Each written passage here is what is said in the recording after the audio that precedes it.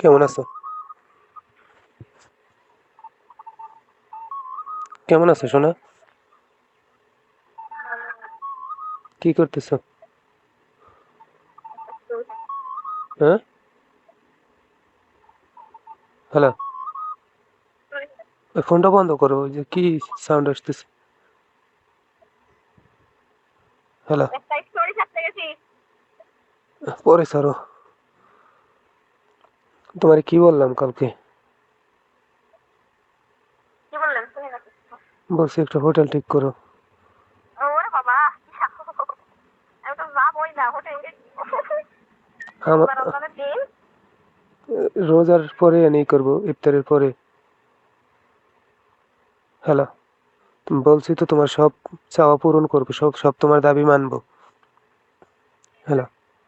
আমার ফুটে নেবে এটা আমার কপালে কথা হ্যাঁ,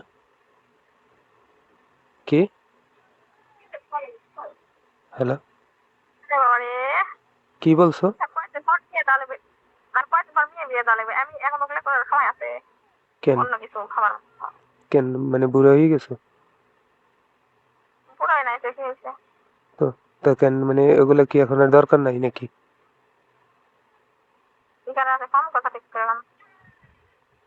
তো সবসময় স্পিকারে দিয়ে রাখো।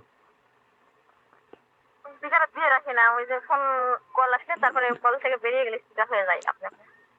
আচ্ছা, আমি ফোন কাইটে আবার ফোন দিতেছি, তুমি স্পিকার অফ করো। কাইটা ফোন দিতে পারবো না, কাইটা দিলেও হবে না। আমি মানে এক কথায় যে ফোন দেন আমি যে ফোন রিসিভ করছি হুম, ওইখান থেকে যখনই বের হয়ে যায় তখনই আপনি আপনি হচ্ছে স্পিকার হয়ে যায়। তো তুমি আলাদা রুমে যাও। আমি তো দিতে পারবো না। তোমার সব দাবি দেওয়া পূরণ করবো বললাম না? তুমি আমারটা পূরণ করবে, আমি তোমারটা। আমার খুবই দরকার, তোমার আমার খুবই দরকার। আমার অবস্থা বেশি ভালো না।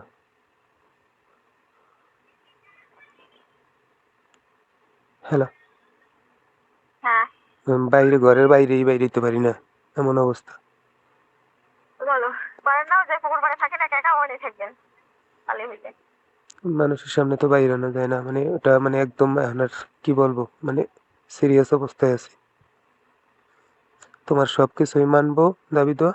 তুমি শুধু আমার একটু সুখ দাও।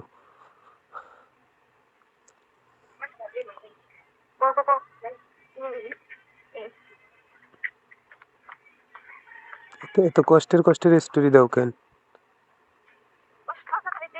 কষ্ট আছে